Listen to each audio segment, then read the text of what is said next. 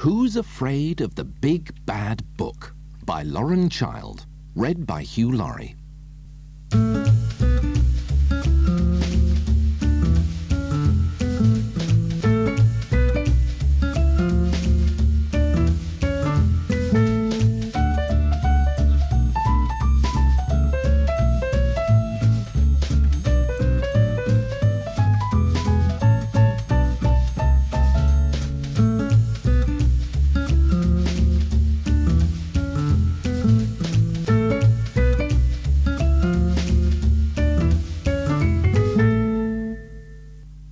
Herb loved storybooks.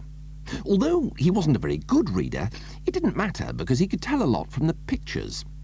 Herb liked the scary ones best, with pictures of dinosaurs gobbling up other dinosaurs, or swooping vampires chasing people who had foolishly decided to go for a midnight stroll without any garlic.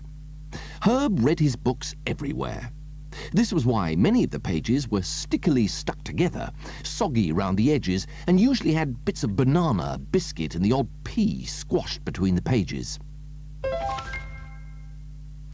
On this particular night, Herb's friend Ezzy was staying over. Earlier, the two of them had been playing a game, involving a great deal of untidying things, and by the evening, Herb had trouble even finding his bed. By the time he had, Ezzy was already slightly snoring, so Herb searched around for a book to amuse him until he dozed off. But the only one he managed to find was a book of fairy tales. It hadn't been looked at in a very long time and was quite dusty. It was actually quite exciting, but even so, Herb's eyes soon became heavy, and before he could close the book, he fell asleep with his head on the page. Herb woke with a start to hear a strange, high-pitched shrieking noise. He looked over to see if Ezzy was awake, but there was no sign of him at all. Furthermore, his bed had become sort of lumpy and huge, which was funny because Herb had always found his bed to be just right. "What are you doing here? How dare you be on this page? I am the star, and I say you are not allowed in this story!" shrieked the shrieking thing. "Where am I?" stammered Herb. "On my page!" screeched the girl. "But who are you?" asked Herb, not sure that he wanted to know. "I," said the little girl, somehow managing to raise her voice even higher, "I am Goldilocks, of course, and this is my story." And that's when it dawned on Herb that he had fallen into the book. Herb scrabbled out of the bed as fast as he could, scooted down the stairs, and went slap, bang, wallop into 3 differently sized bears. "Whoops! I'm so sorry," squeaked Herb, terrified. "I didn't mean to be here." "Oh, that's quite all right," said the largest bear. "It could happen to anyone." "And does all the time," said the small bear, scowling at Goldilocks. "How about some porridge?" said the medium-sized bear. "You might find it too hot or too cold. I'm afraid we're out of just right." "Ahem!" coughed Goldilocks. "In case you pea-brains have forgotten, this story is called Goldilocks and the 3 Bears, not The Little Show-Off in Pyjamas Has Breakfast." Herb ran for it. Herb ran all the way through the forest. He ran past 2 children, nibbling a house made of ginger biscuits. "I wouldn't do that," called Herb. "Oh, get lost," shouted the children. He ran past a man, climbing up what looked like a long plait of hair. "Ouch!" cried the voice belonging to the hair. And when he saw a cat wearing a feathered hat and high-heeled boots, Herb ran a bit faster. At long last, he came to an enormous door. It was difficult to open because the illustrator had drawn the handle much too high up. But after 3 attempts at jumping, Herb managed to grab it and slowly creaked the door open. There seemed to be a party going on. Everyone was dressed up to the nines and dancing in wigs. One by one, the dancers noticed Herb, and the music ground slowly to a halt. It was so quiet you could hear a pea drop. Or was it a pin? Well, you could have heard something drop, had it not been for the couple in crowns having a furious discussion in loud voices. Where the dickens is that twerp, Prince Charming? Oh, never mind him. Where the devil is my throne?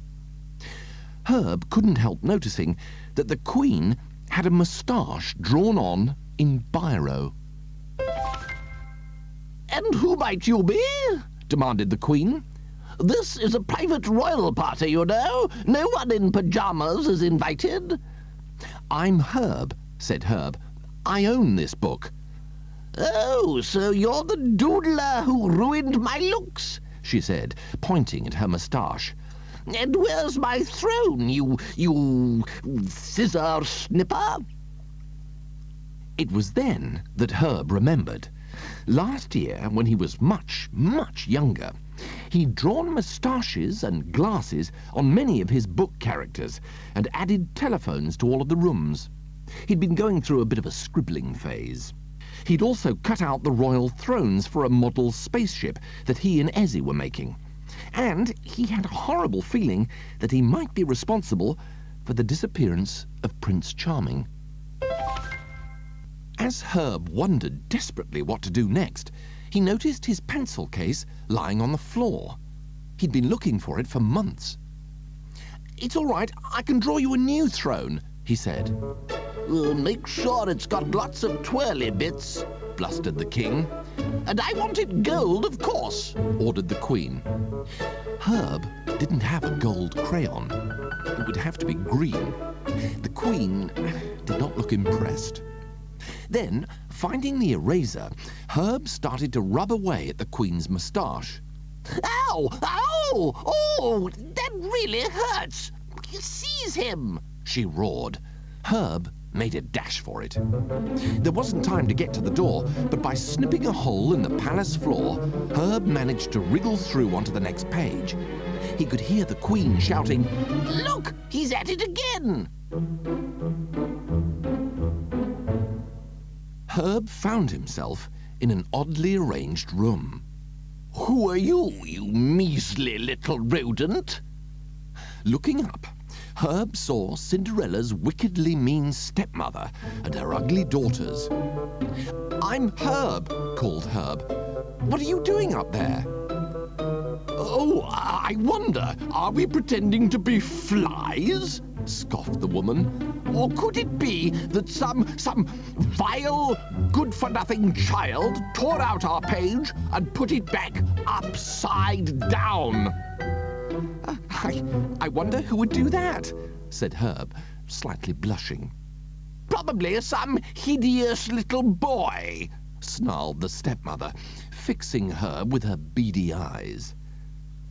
"Now we can't get to the ball and the Prince Charming can't fall madly, utterly in love with us. It's so unfair," whined the pudgy sister. "He wouldn't look twice at you," snapped the skinny one. "Oh, do be quiet," hissed the stepmother. "I'm feeling queasy." Just then, the telephone started to ring. Sticking telephones in fairy tales had seemed funny at the time, but Herb could see that they could turn out to be rather a nuisance. "Hello?" "Why, hello, Your Majesty." "Yes. As a matter of fact, there is a little pajamaed boy here." "He did what?" "Oh, he did he? Don't worry. I'll deal with the little weasel," she said, giving Herb a shrivelling look. "Oh, and by the way, if you see that nosy Goldilocks brat, tell her to bring a ladder over." "So, this is your doing," she screamed, leaping onto her chair. "I'm going to make you wish you never opened a book." Herb speedily drew a door on the wall, ran through it, and slammed it shut. "Come back here, you little horror!" she screeched. Herb was in a very dusty kitchen. His feet were sticking to the floor, and there were what looked like giant biscuit crumbs stuck all over the place. "Sorry about the dirt," said a bedraggled, yet pretty girl. "Aren't you meant to be at the royal ball?" asked Herb. "Yes, but I had to come home because the prince was late. My party dress dissolved into rags, and I really looked a mess. And then my carriage turned back into a pumpkin, which was sort of embarrassing. Would you like a cup of tea?" She really was very nice, and Herb was beginning to feel extremely guilty because he just remembered where Prince Charming was. Herb had cut him out to make a birthday card for his mother.